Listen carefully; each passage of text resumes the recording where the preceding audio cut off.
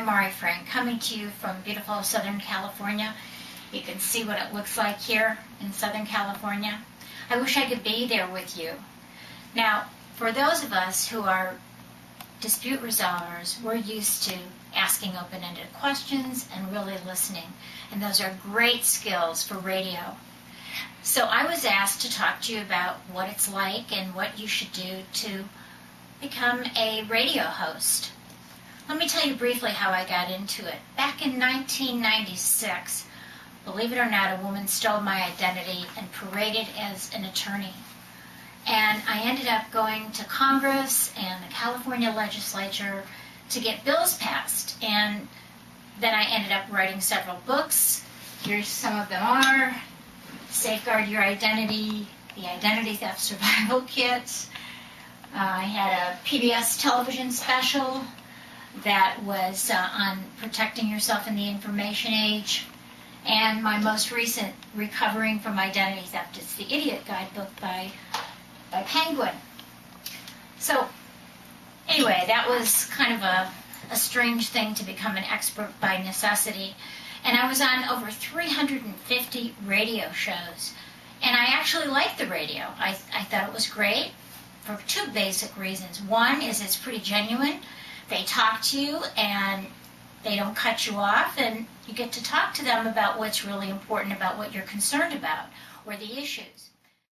I was also on a ton of TV. I did not have a publicist, but once you're out there on one show, then they get you on all sorts of shows. So I was on Dateline, 48 Hours, NBC Nightly News, O'Reilly, Montel, Geraldo, and believe it or not, they will interview you for hours, and then, of course, only take one soundbite that is not the one you wanted them to use.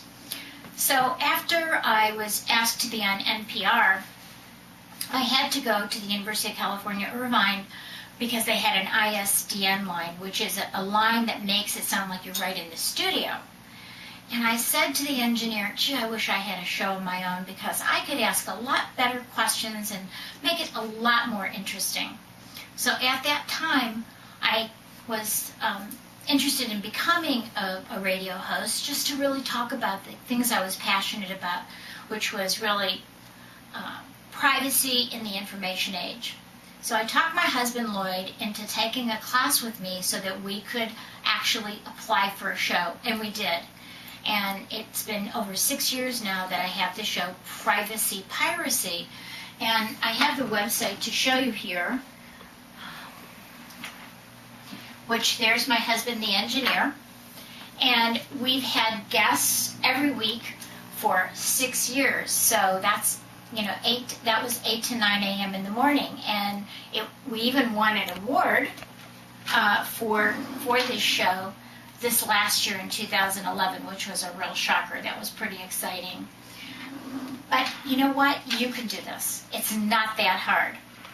So anyway, after I had the show for 6 years, and after being an attorney mediator for 26 years, I really wanted to do something on conflict healing. Just like you all are, you're conflict resolvers, you're conflict healers.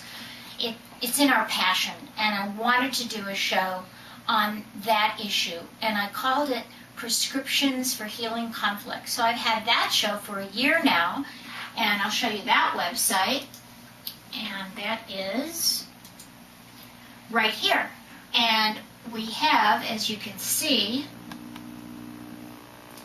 here's some of our past guests, and I know a lot of you will know this man who I had in July. There's Doug Noll. Many of you know him. He's the author of Elusive Peace. And here we have Ken Cloak. And then all of you know William Ury from Getting to Yes, Getting Past No, and The Power of a Positive No. I studied with him after law school and took my training from him at Harvard, and so it was fun to have him on as a guest. And that's one of the benefits of doing this, is you get to really interview wonderful people. You get to read their great books. It's a marketing tool, and you get into conferences with a press pass, which is kind of fun to do too. Anyway, so I started this show, and what we do is we interview guests, and you can see I have built studio in my office. So let me show you a little bit about it. One of the beauties of me not being there is I can show you what the studio looks like. And it's in my regular office. So you can see right here how I do this. And just quickly, I'm going to show you, this is how I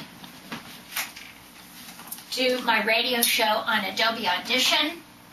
And so you can see as I'm talking, we're seeing that the words are showing up on Adobe Audition.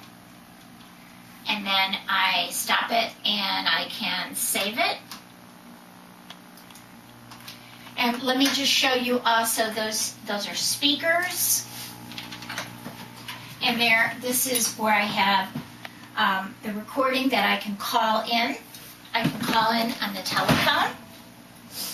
And here is my small board that runs, and I can have two people.